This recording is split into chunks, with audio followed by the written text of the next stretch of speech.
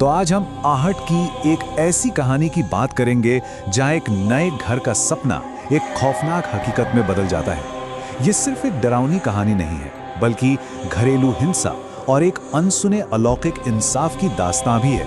कहानी की शुरुआत ही से एक लाइन से होती है जो रोंगटे खड़े कर दे, तुम मुझे दोबारा नहीं मार सकते। सोचिए, ये कौन कह रहा है और किससे? ये सवाल हमें सीधा कहानी के गहरे सस्पेंस में खींच लेता है। तो चलिए मिलते हैं कहानी के किरदारों से। आशुगंधा यानी आशु, उसका पति नितिन और उनकी बेटी समायरा, ये तीनों एक नए अपार्टमेंट में आते हैं, एक नई अच्छी जिंदगी की उम्मीद लेकर। लेकिन उन्हें नहीं पता था कि उस घर की दहलीज के पार कोई उम्मीद नहीं, बल्कि एक भयानक सच उनका इंतजार कर रहा है। घर में कदम रखते ही नितिन का असली रंग सामने आने लगता है। उसका कंट्रोल करने वाला बर्ताव, आशु के कपड़ों से लेकर उसकी हर छोटी छोटी बात पर उसे नीचा दिखाना, मतलब घर का माहौल शुरू से ही बेहद तनाव भरा हो जाता है।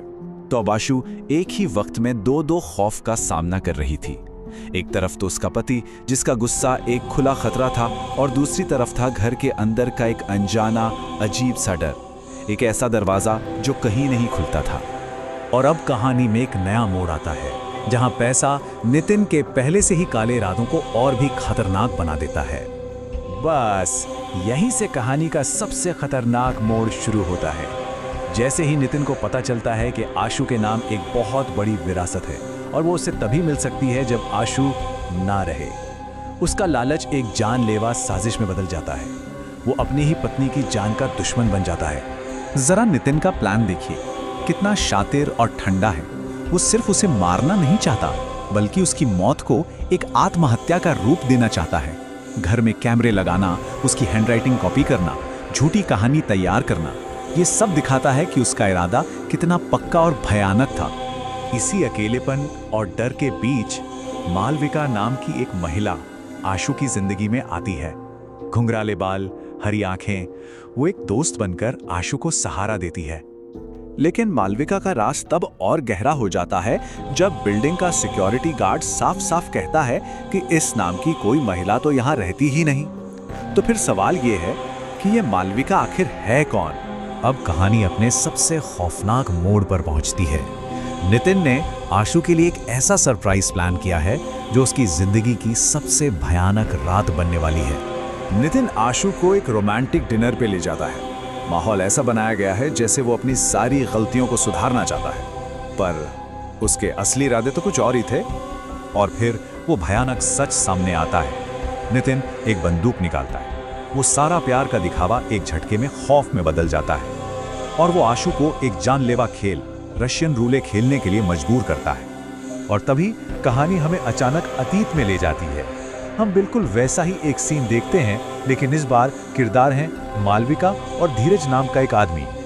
और यहाँ हमें पता चलता है कि कैसे धीरज ने भी प्यार का इम्तिहान के नाम पर मालविका को इसी खेल में फंसाकर उसकी जान ले ली थी। उसके दिल में प्यार नहीं, सिर्फ नफरत और जलन थी। तो अब पूरी तस्वीर साफ हो जाती है। इतिहास खुद को दोहरा रहा है। नितिन ठीक वही वहशीपन कर रहा है जो सालों पहले धीरज ने मालविका के साथ किया था। ये कोई खेल नहीं, ये धोखे और दर्द का एक ही पैटर्न है जो बार बार लौट कर आ रहा है। अब कहानी अपने अंजाम की तरफ बढ़ती है, जहां कुदरत नहीं बल्कि कोई अलौकिक ताकत खुद इंसाफ करने आती है। ठीक उसी पल जब नितिन अपनी घिनौनी योजना को अंजाम देने वाला होता है, मालविका की आत्मा वहां आ जाती है। वो इस जानलेवा खेल को रोकती है और खेल का पासा शिकारी पर ही पलट देती है। और इसी के साथ आशु को उस दर्दनाक रिश्ते से हमेशा के लिए आज़ादी मिल जाती है। नितिन का खतरा उसकी जिंदगी से खत्म हो जाता है और वो अपनी बेटी के साथ एक नया सुरक्षित जीवन शुरू करने के लिए आज़ाद है। जाते जाते मालविका के ये शब्द आशु को एक नई उम्मीद दे जाते हैं। वो सिर्फ एक भूत नहीं, बल्कि एक रक्षक साबित होती है जो ये पक्का करती है कि उस घर में फिर किसी औरत के साथ वैसी नाइंसाफी ना हो। तो ये कहानी हमें एक बड़े सवाल के साथ छोड़ जाती है। क्या ये सिर्फ एक भूत के बदले की कहानी थी, या फिर ये एक पीड़ित की दूसरे पीड़ित को बचाने की कहानी थी? इस बारे में सोचने के लिए ये एक बहुत ही गहरा सवाल है।